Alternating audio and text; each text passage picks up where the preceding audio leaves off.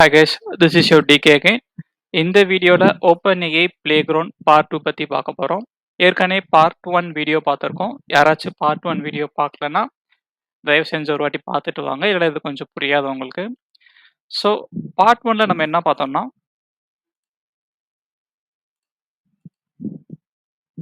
அசிஸ்டன்ட்னு ஒரு ஆப்ஷன் இருந்துச்சு. கரெக்ட்டுங்களா? அசிஸ்டன்ட் ஆப்ஷன் என்ன பண்ணும்னு பார்த்தோம். அதுக்கப்புறம் OpenAIல மாடல்ஸ்னா என்ன?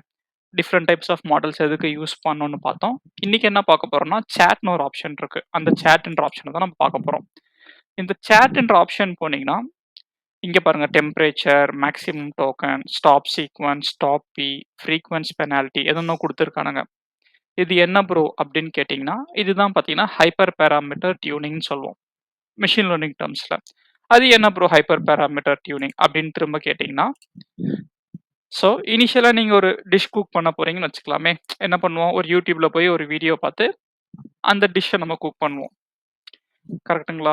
சரி குக் பண்ண பிறகு அந்த டிஷ் நல்லா வரல. அப்ப என்ன பண்ணுவோம், நம்மளா 2, 3 ட்ரையல் அண்ட் எரர் கொஞ்சம் மசாலா ஆட் பண்றது, கொஞ்சம் உப்பு ஆட் பண்றதுன்னு ட்ரையல் அண்ட் எரர் பண்ணி ஒரு நல்ல டிஷ் நமக்கு ஏத்த மாரி பிரிப்பேர் பண்ணுவோம் இல்லையா? அதுதான் பார்த்தீங்கன்னா, மெஷின் லேர்னிங்ல இம்ப்ளிமெண்ட் பண்ணியிருக்கானுங்க. டிஃபால்ட்டா அந்த மெஷின் லேர்னிங் மாடல் ஒரு செட் ஆஃப் பாராமீட்டர்ஸ்ல வரும். கரெக்ட்டுங்களா? இப்ப அந்த பாராமீட்டர உங்க ரெக்யர்மென்ட்க்கு ஏத்த மாரி நீங்க மாத்திக்கலாம். அந்த பாராமீட்டர டியூன் பண்றனால இது பேர் ஹைப்பர் பாராமீட்டர் டியூனிங்ன்னு சொல்றாங்க. ஓகேங்களா? சரி இப்படி என்ன பாராமீட்டர்ஸ் அவன் குடுத்திருக்கான்னு பார்த்துடலாம் ஃபர்ஸ்ட். இங்க போனீங்கன்னா டெம்பரேச்சர்ன்னு ஒண்ணு குடுத்திருக்கான். ஹை லெவல்ல இது என்னன்னு எக்ஸ்பிளைன் பண்ணிடுறேன். அதுக்கப்புறம் ஒன் பை ஒன் டெமோ பார்ப்போம். ஓகேங்களா? டெம்பரேச்சர்னா இவனே குடுத்திருக்கான் கண்ட்ரோல்ஸ் ரேண்டம்னஸ். அது என்ன ப்ரோ கண்ட்ரோல்ஸ் ரேண்டம்னஸ்னா, ஃபார் எக்ஸாம்பிள் நீங்க ஒரு ஹார்ஸ்ன்னு சொல்றீங்கன்னு வச்சுக்கலாம். ஹார்ஸ்னா என்னது ஒரு அனிமல். இப்ப ஹார்ஸுக்கு அனிமல் வந்து அதோட கான்டெக்ஸ்ட். அதோட ரேண்டம்னஸ் கரெக்ட்டுங்களா?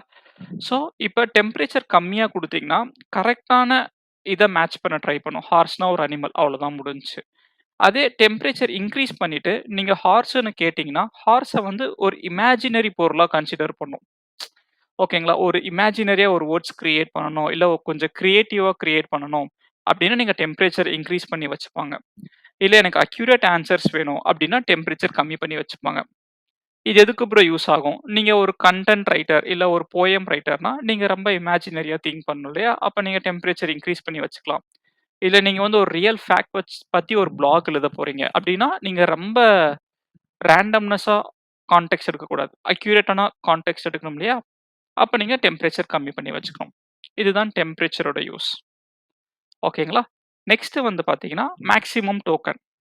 டோக்கன்னா என்ன சொல்லியிருப்பேன்னா, ஒவ்வொரு வார்த்தை தான் ஒரு டோக்கன் சொல்வேன். சப்போஸ் டோக்கன் 256 இருந்துச்சுன்னா, நீங்க கேட்கிற கொஸ்டினுக்கு மேக்ஸிமம் மேக்ஸிமம் 256 வார்த்தைகள்ல அது ரிப்ளை பண்ணும். சப்போஸ் நீங்க டோக்கன குறைச்சீங்கன்னா, நம்பர் ஆஃப் ரெஸ்பான்ஸ் வந்து கம்மியாகும். நீங்க டோக்கன் 2ன்னு குடுத்தீங்கன்னா, 2 வார்த்தையில ரெஸ்பான்ஸ் ரிப்ளை பண்ணும். அதுதான் டோக்கன் சொல்றாங்க. அடுத்து ஸ்டாப் சீக்வென்ஸ். அது என்ன ப்ரோ ஸ்டாப் சீக்வென்ஸ்? இப்ப நீங்க ஒரு கொஸ்டின் கேட்கிறீங்க. ChatGPT ரிப்ளை பண்ணுது. இப்படி ரிப்ளை பண்ணும்போது, ஏதாச்சும் ஒரு பர்ட்டிகுலர் வார்த்தை வந்துச்சுன்னா, எனக்கு ஸ்டாப் பண்ணிடு. ஃபார் எக்ஸாம்பிள் டேஞ்சர்ன்னு ஒரு வார்த்தை வந்துச்சுன்னா, அதோட ஸ்டாப் பண்ணிடு. அப்படின்றது தான் ஸ்டாப் சீக்வென்ஸ்க்கு யூஸ் பண்ணுவாங்க. ஓகேங்களா? நெக்ஸ்ட் வந்து டாப் பி. அது என்ன ப்ரோ டாப் பி அப்படின்னு பார்த்துடலாம். ஒரு ஸ்லைட் ரெடி பண்ணி வச்சிருக்கேன். ஃபார் எக்ஸாம்பிள் நீங்க Gmailல போயிட்டு குட்ன்னு டைப் பண்ணுங்க. அவன் என்ன பண்ணுவான்? Good morning, good afternoon, good evening அப்படின்னு சஜஷன் குடுப்பான் இல்லையா?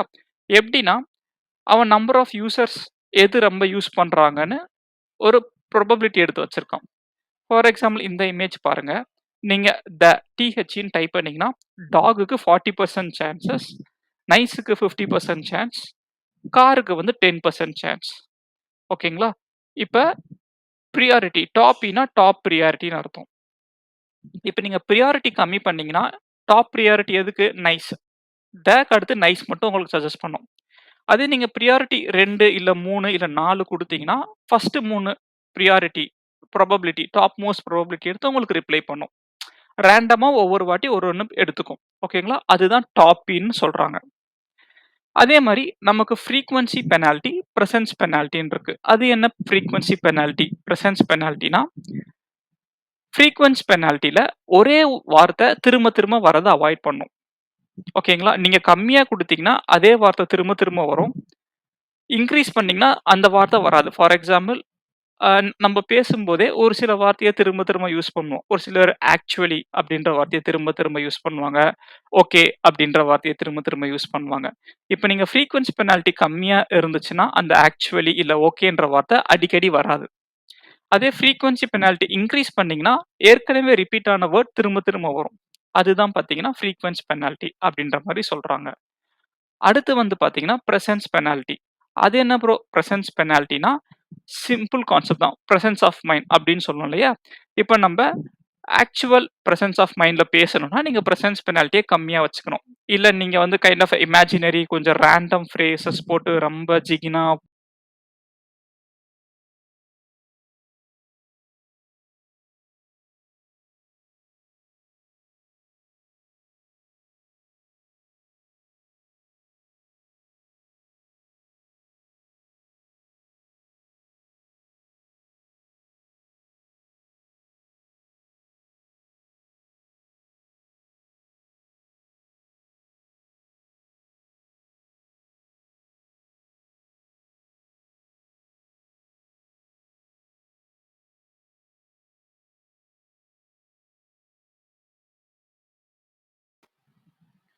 ஓகேங்களா? இப்ப எனக்கு புடிச்ச மாடல் சூஸ் பண்ணிக்கிறேன்.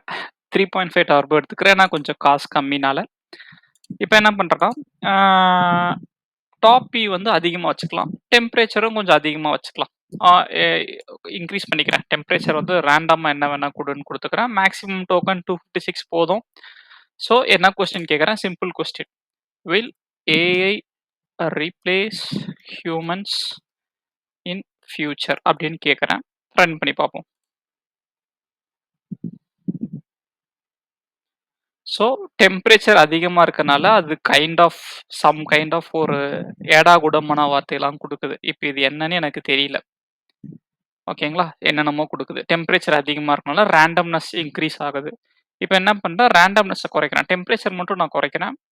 ஃபார் எக்ஸாம்பிள் 0.5ன்னு வச்சுக்கிறேன். கொஞ்சம் வந்து ரொம்ப கான்டெக்ஸ்ட்லருந்து டீவியேட் ஆகாத இந்த கான்டெக்ஸ்ட்ல பேசுன்னு சொல்றேன் நான். Will AI replace humans in future அப்படின்னு கேட்கிறேன். அதே கொஸ்டின் தான். இப்ப ரன் பண்ணி பார்க்கலாம். இப்ப பார்த்தீங்களா, கொஞ்சம் ப்ராப்பரா ரிப்ளை பண்ணுது. ரேண்டம்னஸ் கம்மியாகுது. என்னன்னு படிச்சு பார்க்குறேனே. The question of whether completely replace human is complex and debated topic complex அப்படி இப்படின்னு முடிச்சுட்டான். இப்ப என்ன பண்றேன், டாப் பிய கம்மி பண்ணி விட்டுர்றேன். நீ ரொம்பலாம் வேணாம். எனக்கு டாப் மோஸ்ட் பிரியாரிட்டி குடு. ஒரு 10 ஒரு 20ன்னு வச்சுக்கலாமே. ரொம்ப வேணாம். இப்ப என்ன ரெஸ்பான்ஸ் குடுக்குறான்னு பார்க்கலாம் நம்ப. Sorry. Will AI replace humans in future போயிட்டு திரும்ப ரன் பண்ணி காமிக்கிறேன். திரும்ப ஆன்கோயிங் டிபேட் அப்படின்னு தான் குடுக்குறான். டாப் பி குறைக்கிறனால எனக்கு அந்த அளவுக்கு இம்பாக்ட் இல்ல. ஸோ, இப்ப என்ன பண்றேன்னா, இதையும் நான் குறைச்சுக்கிறேன். டெம்பரேச்சரும் குறைச்சாச்சு. மேக்ஸிமம் டோக்கன் வந்து நான் 25ன்னு வச்சுக்கிறேன். 25 வார்த்தை மட்டும் எனக்கு ரிப்ளை பண்ண. டாப் பிரையாரிட்டியும் பார்த்தீங்கன்னா, டாப் 10 ரொம்ப டாப் மோஸ்ட் பிரையாரிட்டி போய்க்கலாம். ஓகேங்களா? போயிட்டு will AI replace humans in future same question கேட்கலாம். என்ன பண்றான்னு பார்ப்போம். இப்ப இதுவும் சேஞ்ச் பண்ணணும் நம்ப. பெனால்டி டெர்ம்ஸும், பிரசன்ஸ் பெனால்டியும் சேஞ்ச் பண்ணணும். அதுவும் பார்க்கலாம். இப்ப பிரசன்ஸ் பெனால்டி கம்மியா தான் இருக்கு. பார்ப்போம்.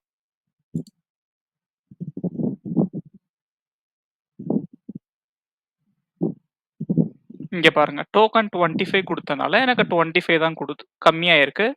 த கொஸ்டின் ஆஃப் இந்த காம்ப்ளெக்ஸ் அண்ட் நான் ஸ்டோன் இப்போ பார்த்தீங்கன்னா, கொஞ்சம் ரெஸ்பான்ஸ் மாறி இருக்கு பாருங்க. போன என்ன குடுத்துருக்கான்? Is an ongoing debate and speculation தான் குடுத்துருக்கான். பட் இப்ப பாருங்க கொஞ்சம் கம்மியாகி, the questions of whether AI will replace human in future is a complex and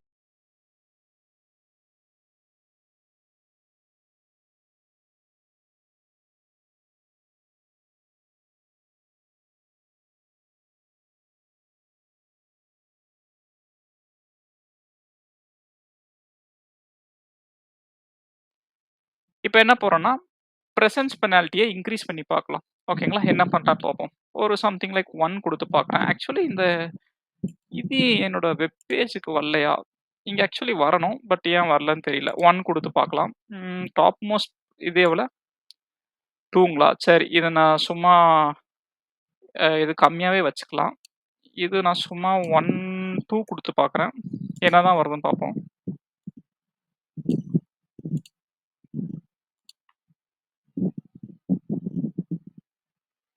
இங்க பாருங்க. The question of whether AI will replace human in future is a topic that sparks various opinions and debates over AI.